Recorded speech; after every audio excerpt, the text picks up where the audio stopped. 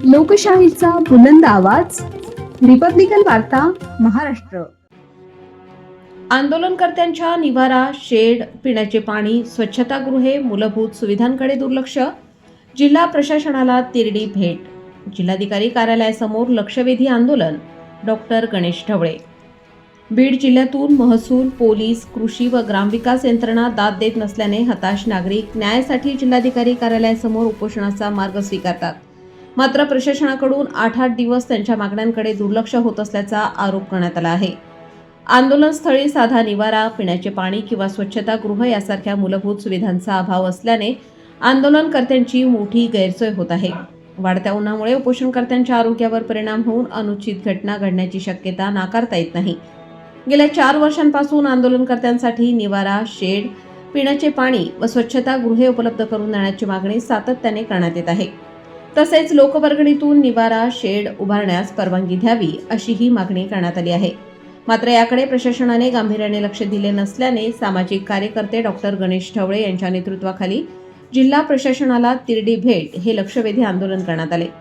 यावेळी जिल्हाधिकाऱ्यांमार्फत मुख्यमंत्री, उपमुख्यमंत्री व पालकमंत्री यांना निवेदन सादर करण्यात आले। आंदोलनात माहिती अधिकार कार्यकर्ते शेख युनुस, पांडुरंग हराळे, शेख मुबीन, बाळासाहेब मोरे पाटील, शिवशक्ती, भीमशक्ती प्रदेशाध्यक्ष बाळासाहेब, सामाजिक कार्यकर्ते बाजीराव ढाकणे, रामधन जमाले, जिल्हाध्यक्ष इंटक, माजी सैनिक अशोक एडे, जिल्हाध्यक्ष आम आदमी पार्टी, सादेक सय्यद, शहराध्यक्ष आम आदमी पार्टी, भीमराव कुटे, बामसेब, युवा जिल्हाध्यक्ष,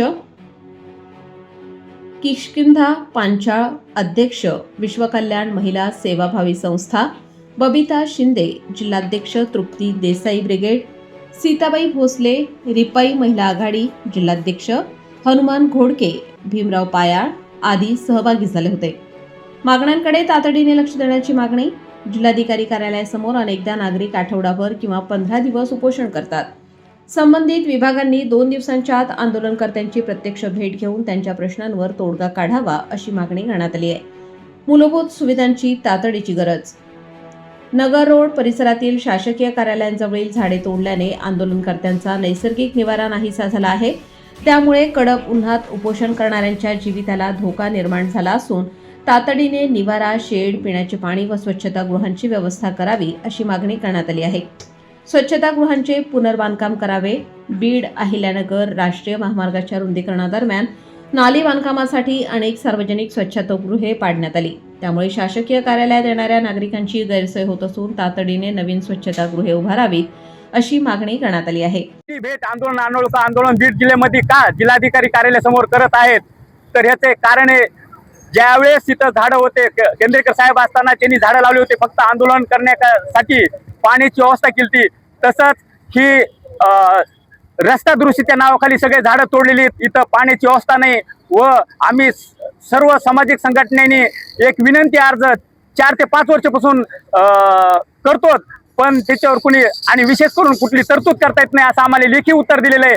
आणि जर आम्ही एक विनंती केली, जर तुम्हाला करता येत नसलं तर आम्हाला फक्त परमिशन द्या, आम्ही सगळं वर्गणीद्वारे आम्ही शेडचं निवारण करू आमच्या पद्धतीनं, पण ते पण करायला शासन धजावत नाही। यासाठी ही तिरडी आंदोलन ह्यासाठी करतो की एक आमचे सहकारी ऊसतोड कामगार मजूर हे सातत्याने आंदोलन करीत आहेत आणि आमरण उपोषण आहे। आज 7 दिवस झाले तरी कुठलंही प्रशासन इथं आलेलं नाही, कुठलं पालकमंत्र्यांनी साधं विचारणा केली नाही, पालकमंत्र्याच्या यांनी एखादा प्रतिनिधी पण पाठवला नाही। तर त्यासाठी आम्ही एक तिरडी भेट जी कलेक्टर साहेबांच्या माध्यमातून देत आहोत आणि हे आंदोलन करण्याचं एकच काम आहे की कमीत कमी शासनाला ह्याच्यावर जाग तरी यावा, यासाठी आंदोलन करत आहोत। सामाजिक कार्यकर्त्यांनी गेल्या 4 ते 5 वर्षापासून वेळोवेळी प्रशासनाला पत्रव्यवहार केला, परंतु त्याचा कुठलाही त्यांनी गांभीर्याने विषय घेतलेला नाही।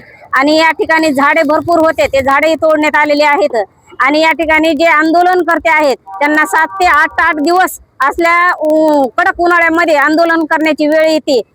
प्रशासनाला लाज वाटत नाही। या ठिकाणी शौचालयाची व्यवस्था नाही, त्यांना पाणी पिण्याची सुद्धा व्यवस्था नाही आणि आंदोलन करते यावेळेस त्यांच्या जर जीवाला काही धोका जर झाला तर याला जबाबदार कोण?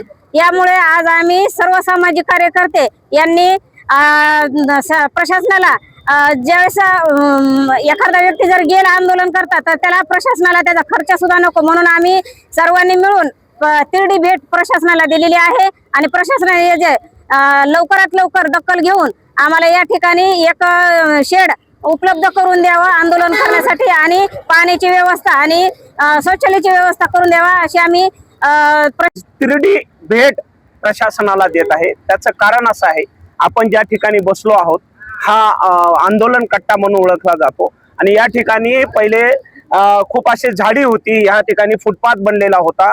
माननीय कलेक्टर केंद्रेकर साहेबांना या ठिकाणी पाणी पिण्याची व्यवस्था केली होती, परंतु या ठिकाणी सध्याच्या परिस्थितीमध्ये एक झाड देखील नाही। आंदोलन करतायत, आंदोलनकर्त्याकडे कोणी 8-8 दिवस लक्ष देत नाही। ऊसतोड कामगारांचे प्रश्न घेऊन इथं आंधळे पांडुरंग आंधळे हे बसले 7 दिवसापासून बसलेले, त्याकडे प्रशासनानं लक्ष दिलेलं नाही। म्हणून जर ह्या उन्हानं असलं ऊन पडतंय आणि जर उन्हानं जर कोणी मेलं तर यांना याचा जबाबदार कोण, म्हणून सरकारला त्याची तकलीफ होवी नाही म्हणून ही तिरडी देतो। काय की तुम्हाला तिरडीचा देखील खर्च होणार नाही, कारण की आंदोलनकर्त्यांना सुविधा देण्यासाठी या ठिकाणी शौचालय नाही, या ठिकाणी पाणी पिण्याची व्यवस्था नाही, सावलीची व्यवस्था नाही। मग हे व्यवस्था काढून आंदोलनकर्त्याचा आणि जनतेचा आवाज दाबण्याचं काम करतायत, म्हणून याची निषेध म्हणून ही तिरडी दान त्यांना दिली जाते आणि ह्याचा आम आदमी पार्टी देखील निषेध करते। सांगतो तर SP असन, कलेक्टर असन, आमदार असन, खासदार असन, यांचे ज्यावेळेस धरणे असते कुठले बी त्यांचे मराय लागलेले असले, जिवंत असले, त्यांच्या टायमाला ते मोठाले पॅन्डल टाकतात आणि ते निवारा शेड बनवतात त्यांच्या पुरता। ज्यावेळेस आमच्यासारखे सामाजिक कार्यकर्ते असतील, कुठल्या संघटनेचे असतील, ते असे रस्त्यावर बसून उन्हात कधी बी त्यांचं चालू असतंय। पण ह्या प्रशासनाला ज्या गोरगरिबाची कधीच अशी क्यू येत नाही, फक्त आमदार असतील, खासदार असतील, त्या हिशोबानेच ह्या लोकांची क्यू येते आणि त्यांना निवारा शेड हे सगळं जास्त कमी टाकून देतात आहे। जर आम्ही चुकून बी थोडंफार टाकलं तरी ह्यांचे सारखे पोट दुखत येत आहे।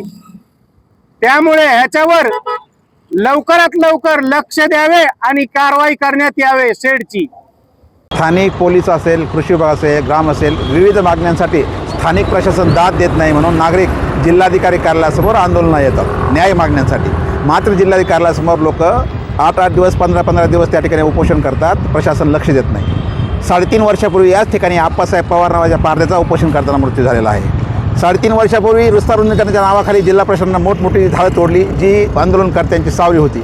मात्र गेल्या 4 वर्षापासून आम्ही वारंवार जिल्हा प्रशासनाला म्हणतो की या ठिकाणी आंदोलनकर्त्यांनी निवारा शेड बांधण्यात यावं, पिण्याच्या पाण्याची स्वच्छतागृहाची सोय करण्यात यावी, मात्र प्रशासन ऐकत नाही। प्रशासनाला आम्ही ते सांगितलं, जर प्रशासन करत नसेल तर आम्ही लोकवर्गणीतून बांधतो, प्रशासन मंजुरी द्यावी, मात्र प्रशासन मंजुरी देत नाही। सध्या खूप उन्हाळा आहे आणि अशा आमरण उपोषणामध्ये एखाद्या माणसाचा मृत्यू होऊ शकतो आणि त्यामुळं जिल्हा प्रशासन या ठिकाणी बीड जिल्ह्याचं मृतप्राय झालेलं आहे। जिल्हा प्रशासनाला त्याची लक्ष वेधण्यासाठी आज आम्ही जिल्हाधिकाऱ्यासमोर तिरडी आंदोलन केलं आणि तिरडी आंदोलन जे आहे ते जिल्हा प्रशासनाला भेट देणार आहोत। कमीत कमी या निमित्तानं तरी जिल्हा प्रशासन आंदोलनकर्त्यांची बाजू ऐकून घेईन, त्यांच्या वेदना व्यथा समजून घेईल आणि आंदोलनकर्त्यांसाठी निवारा, स्वच्छ पिण्याचं पाणी आणि त्याचबरोबर स्वच्छता आदींची मूलभूत सुविधा सोय करेल असं आम्हाला वाटतं।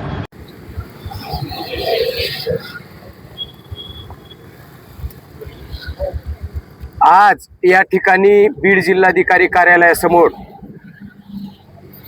ऊसतोड कामगार संघटनेचे, शिवशाहू ऊसतोड कामगार संघटनेचे प्रदेशाध्यक्ष पांडुरंग वामनराव आंधळे हे उपोषणाला बसले।